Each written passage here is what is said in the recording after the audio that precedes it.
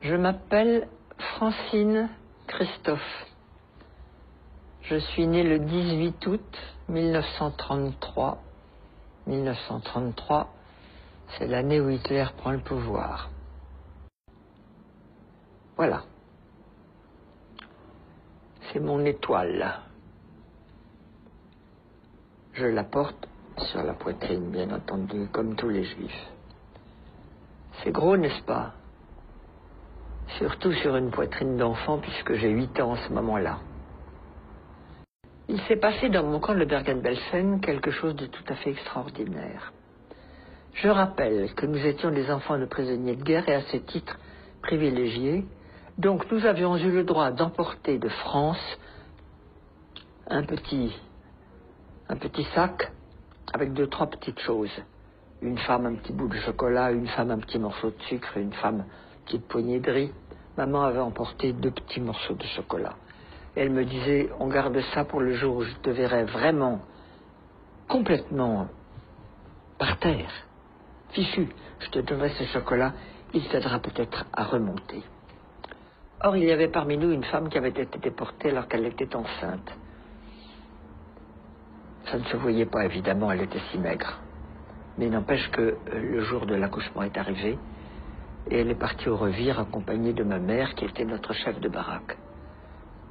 Et avant de partir, ma mère me dit « Tu te souviens que je garde un morceau de chocolat ?»« Oui, maman. »« Comment te sens-tu ?»« Bien, maman, ça peut aller. »« Alors, si tu me le permets, ce morceau de chocolat, je l'apporterai à notre amie Hélène, parce qu'un accouchement ici, elle va peut-être mourir.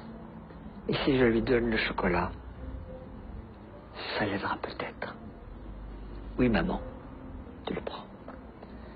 Hélène a accouché, elle a accouché d'un bébé, toute petite chose malingre. Elle a mangé le chocolat, elle n'est pas morte, et elle est revenue dans la baraque. Le bébé n'a jamais pleuré, jamais, pas même jeun. Au bout de 6 mois, la libération est arrivée, on a défait tous ces chiffons, le bébé a crié. C'était là sa naissance. Nous l'avons ramené en France. Tout petit truc de 6 mois, minuscule. Il y a quelques années,